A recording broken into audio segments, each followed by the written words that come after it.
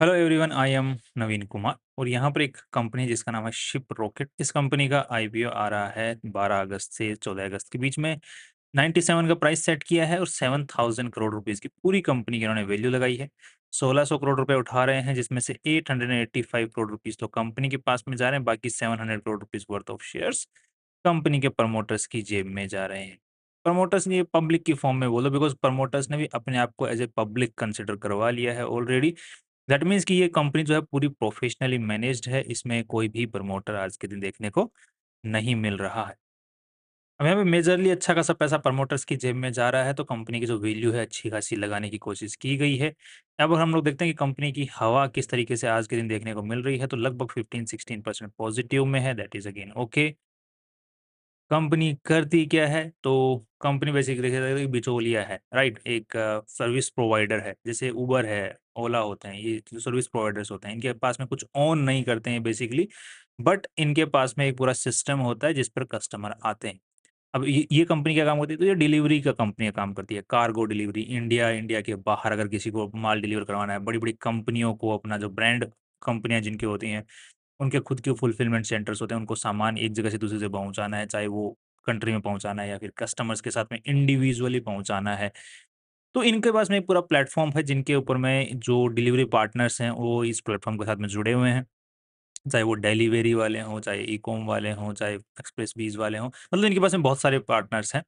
And साथ में ही काफ़ी सारे फुलफिलमेंट सेंटर वाले भी इनके साथ में जुड़े हुए हैं, वेयर हाउस वाले भी इनके साथ में जुड़े हुए हैं। तो जो कस्टमर, जैसे को मैं जैसे मान के चलो I am a brand owner, मेरे को पास में प्रोडक्ट्स हैं, मैं बनाता हूँ माल, अब मेरे को सामान रखवाना है एक फुलफिलमेंट सेंटर में, जहाँ से ऑटोमेटिकली जो भी ऑनलाइन ऑर्डर मेरे पास में आ रहा है, कस्टमर के पास में पहुँच जाए, तो वो फुलफिलमेंट सेंटर जो है ऑटोमेटिकली सामान डिस्पैच करता रहता है। अब मान के चलो कि मैं अमेज़न पे अपने आप को रजिस्टर कर रखा है, तो अमेज़न के भी फुलफिलमेंट सेंटर्स हैं। वहाँ पे रखवाता हूँ तो फिर फ्लिपकार्ट वाले के साथ दिक्कत है। ये फ्लिपकार्ट वाले फुलफिलमेंट सेंटर पे अलग से रखवाना पड़ेगा, फिर मीशो का अलग है, राइट? तो फिर मीशो पे अलग से रखना पड़ेगा, तो इसलिए बेटर है कि इनके एक फुलफिलमेंट सेंटर पे मैं सारा सामान रखवाऊँ ना, तो उस एरिया में, आस-पास में जो भी ऑर्डर आएँगे, वो उसी से कवर अप हो जाएगा, चाहे Amazon, Flipkart, Meesho and everything. तो ये थोड़ा-सा इस कंपनी के साथ में पॉजिटिव पॉइंट देखने को मिलता है।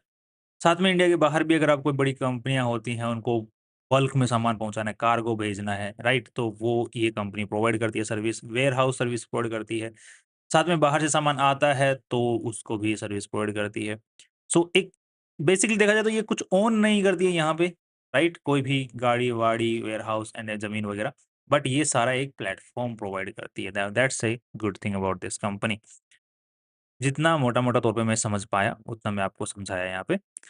अब ये जो कंपनी पैसे उठा रही है और वो किस काम में लेने वाली है, जो कि कंपनी के पास में पैसे जा रहे हैं, उनकी बात कर रहे हैं, तो यहाँ पे ये बोल रहे हैं कि हम लोग नए जो मार्केटिंग वगैरह और करने वाले हैं। जो कंपनी ने नए बिज़नेस वगैरह चालू किए हैं, नए जो अभी बढ़त में हैं, उन बिज़नेसेस की मार्केटिंग करने वाली है। जो कोर बिज़नेस है कंपनी का, उस पर मार्केटिंग करने वाली है। और अपना इंफ्रास्ट्रक्चर डेवलपमेंट है, मतलब और अपने आप को सॉफ्टवेयर वाइज़ या सो हार्डवेयर्स हैं, उसके थ्रू और एफिशिएंट बनाना चाहती है अपने प्लेटफ़ॉर्म को। और लगभग 200 करोड़ रुपए से लोन भी चुकाना चाहती है। वैसे आपको थोड़ी बहुत डिस्क्रिपेंसी देखने को मिलेगी जब कंपनी का फ्रेश इश्यू के नंबर्स और कंपनी जो ऑब्जेक्ट्स बताए हैं, उनके जो प्राइसेस कंपनी ने बताए हैं, उनमें थोड़ी सी डिस्क्रिपेंसी है। ऑब्जेक्ट्स थोड़े ज़्यादा अमाउंट के बता दिए हैं, जबकि फ्रेश इश्यू साइज़ थोड़ा कम नज़र आ रहा है। आई डोंट नो ये गलती कंपनी से हुई है कि कहीं और गलती हुई है। इतना बड़ा इश्यू नहीं है, बट अगेन करेक्शन की जा सकती है। अगर हम बैलेंस शीट पे नज़र डालते हैं यहाँ पे, तो लगभग 2500 करोड़ की बैलेंस शीट की टोटल साइज़ है, जिसमें मोस्टली कंपनी का जो पैसा है वो गुडविल में पड़ा हुआ है। दैट मीन्स कंपनी ने अभी रिसेंट में कंपनियाँ एक्वायर की हैं। दैट टू मोस्टली जो कंपनियाँ एक्वायर की हैं वो कैश में नहीं एक्वायर की हैं। उन्होंने क्या किया कि कंपनी को एक्वायर कर लिया और पैसा देने के बजाय जो वहाँ पर पेमेंट है वो शिप रॉकेट के जो शेयर्स हैं उसकी फॉर्म में कर दिया गया। तो अल्टीमेटली क्या हो गया कि वो भी पार्ट ओनर बन गए शिप रॉकेट के। ये इस तरीके से भी ट्रांज़ैक्शंस यहाँ पर देखने को मिल रहे हैं। लाइक कि आप कोई छोटी कंपनी एक्वायर मतलब ओनर हो, तो आप क्या करते हो, अपनी कंपनी को दूसरी बड़ी कंपनी के साथ में जोड़ देते हो और उस बड़ी कंपनी के शेयर्स ले लेते हो। तो अल्टीमेटली आप भी एक बड़े ग्रुप के पार्ट हो गए। That's nice. नेक्स्ट यहाँ के जो कंपनी के नंबर्स हैं वो कंटिन्यूअसली ट्रेड रिसीवेबल सेगमेंट में इंक्रीज़ होते हुए जा रहे हैं, और इस साल तो अच्छा खासा लगभग 90 करोड़ का ट्रेड रिसीवेबल्स इंक्रीज़ हुआ है। इसके अलावा और तो कुछ ख़ास यहाँ पर जो नंबर्स हैं उसमें कोई दिक्कत नज़र नहीं आ रही है। एंड रेवेन्यूज़ की बात करते हैं तो यहाँ पे लगभग 1300 करोड़, 1600 करोड़ एंड लगभग यहाँ पर 2000 करोड़। तो लगभग 25% का इंक्रीज़ यहाँ पर ऑन एन एवरेज देखने को मिल रहा है। नेट प्रॉफ़िट से पहले हम लोग एबिटा को देख लेते हैं एक बार कि एबिटा कितना निकाल पा रही है। एबिटा कंपनी लगभग -20 करोड़ हैं, जो कि पिछले साल के मुकाबले अगर देखा जाए तो लगभग अगेन -20 करोड़ ही हैं। दैट मीन्स कि एबिटा के अंदर में रेवेन्यू इंक्रीज़ का कुछ ख़ास असर देखने को नहीं मिल रहा है। दैट मीन्स ऑपरेशनली कंपनी कुछ ख़ास अभी तक तो मोट या फिर प्रॉफ़िटेबिलिटी की तरफ में नज़र मतलब आती हुई नज़र नहीं आ रही है।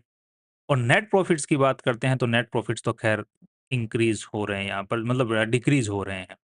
रेवेन्यूज़ की इंक्रीज़, क्योंकि ऑपरेशनली अगर इनकम नहीं है तो फिर अनऑपरेशनली तो कैसे इनकम आई जाएगी? मतलब नेट प्रॉफ़िट में तो कहाँ से इनकम आई जाएगी?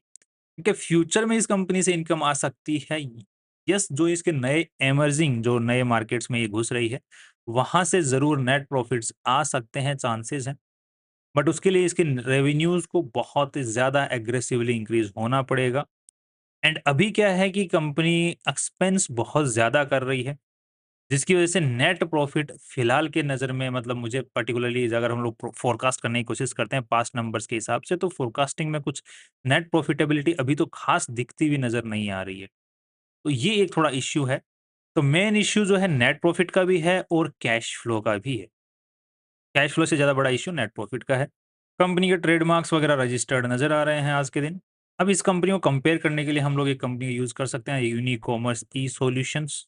इस कंपनी को मार्केट ने लगभग 900 करोड़ रुपए की वैल्यू दे रखी है। कंपनी का जो रेवेन्यू आज के दिन देखने को मिल रहा है 200 करोड़ का देखने को मिल रहा है। सो जो प्राइस टू सेल्स रेशियो है लगभग 4.5 का है। आगे बढ़ने से पहले एक नंबर और देख लेते हैं, हमारे सामने डेटा जो आ रहा है उसके अकॉर्डिंग। तो यहाँ पे जो कंपनी भी ग्रोथ अपनी बता रही है कि 24% की देखने को मिल रही है, और कंपनी के जो एबिटा नंबर्स हैं वो थोड़े बहुत सुधार आ रहा है रेवेन्यूज़ के अकॉर्डिंग। बट यहाँ पर कुछ खास सुधार नहीं आ रहा है, जैसे कि यहाँ पर कंपनी के जो इमर्जिंग मार्केट वाला है, उसकी वजह से कंपनी के रेवेन्यूज़ यहाँ पे अचानक से एबिटा में अच्छा खासा सुधार देखने को मिला है। तो ये अगर और अच्छे से इंक्रीज़ होते हैं, तो नंबर्स ये जो थोड़े बहुत और अच्छे हो सकते हैं, that we already discussed. But ये भी बोल रहे हैं कि कंपनी का जो कोर बिजनेस है, मेन बिजनेस है, जो शुरुआत से चलता हुआ आ रहा है डिलीवरी वाला, वो उसमें जो है अच्छा कंपनी एबिटा परसेंटेज निकाल पा रही है आज के दिन भी।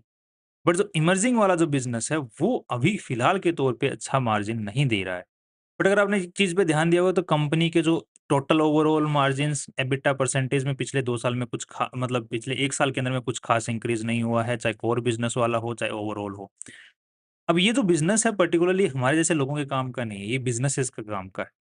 इस फ़ील्ड में ऑलरेडी बहुत ज़्यादा मतलब कॉम्पिटिशन है, आज के दिन भी अच्छा खासा और बढ़ता ही जा रहा है, और नए-नए प्लेयर्स इस फ़ील्ड में घुस रहे हैं। और ये जो कंपनी सर्विस प्रोवाइड करती है इंटीग्रेटेड मल्टीपल चैनल्स के साथ में, ये जो इंडिविजुअल चैनल्स जो यूज़ करते हैं, जैसे दूसरे जो पार्टनर्स होते हैं, डिलीवरी पार्टनर्स वगैरह, वो भी ये सर्विसेज़ अब धीरे-धीरे अब उनके खुद के प्लेटफ़ॉर्म्स पे एग्ज़ीक्यूट करना स्टार्ट कर रहे हैं। तो इनको एज़ ए बिचौलिया रख के, जो प्लेटफ़ॉर्म जो ओनर्स होते हैं, जो लोग होते हैं, जो ब्रांड ओनर्स होते हैं, कंपनियाँ होती हैं, वो इनको एज़ ए बिचौलिया, इनको फालतू में क्यों और एक्स्ट्रा पैसा देंगे, जब डिलीवरी वाले जो मेन लोग हैं, वही ये सर्विस प्रोवाइड कर देंगे। तो ये एक थोड़ा-सा बड़ा क्वेश्चन मार्क इस कंपनी पे आज के दिन नज़र आता है। अब जो ऑलरेडी लिस्टेड कंपनी है यूनिकॉमर्स ई-सॉल्यूशंस, इसका ऑलरेडी प्रॉफिटेबल है और ये 50 के पी रेशियो के आसपास में चल रहा है। कंपनी के जो रेवेन्यू नंबर्स हैं, उनमें ठीक-ठाक नहीं, अच्छी खासी ग्रोथ यहाँ पर नज़र आ रही है।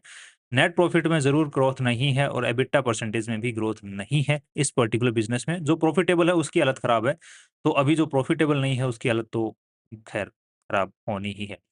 सो कंपैरिज़न यहाँ पे पी-ई रेशियो वाइज़ नहीं हो सकता। पी-बी रेशियो वाइज़ अगर देखते हैं, तो इसका 5 का पी-बी रेशियो है। कंपनी लगभग 800 करोड़ रुपए कंपनी के पास में जा रहे हैं, 1500 की पहले की वैल्यू लगी हुई है, तो 2300 करोड़ रुपए, 2300 करोड़ रुपए के हिसाब से देखा जाए तो 7000 करोड़ रुपए की वैल्यू लगाई है इन्होंने। लगभग 3 का पीबी रेशियो देखने को मिलता है, तो पीबी रेशियो वाइज़ कंपैरेटिवली थोड़ी वैल्यू ज़रूर नज़र आ रही है। बट अगेन कंपनी के पास में कुछ एसेट्स नहीं है, कंपनी का जो पूरा चीज़ है वो एक बिज़नेस ही है, राइट? और वो अभी प्रॉफ़िटेबल नहीं है, और उसमें आने वाले टाइम में भी कुछ प्रॉफ़िटेबिलिटी की जो मंश दिख रही है, मतलब जो दिखने वाली चीज़ होती है कि यार ये प्रोजेक्शंस आ रहे हैं, तो वो भी फिलहाल के तौर पे दिख नहीं रहे हैं। ये एक बड़े नेगेटिव पॉइंट्स हैं। तो फिलहाल के तौर पे अगर कंपनी की आईपीओ स्ट्रैटेजी की बात करते हैं, मतलब लिस्टिंग गेन की, तो लिस्टिंग गेन पूरा प्योरली हवा पे डिपेंड करेगा और लिस्टिंग के बाद में जो है आईपीओ जो स्ट्रैटेजी है, उसके बेसिस पे कंपनी चल सकती है और लॉन्ग टर्म का व्यू अभी फिलहाल के तौर पे हम लोग नहीं बनाएँगे। फ्यूचर में अगर कुछ नंबर सुधरते हुए दिखेंगे तो लॉन्ग टर्म के बारे में सोचेंगे।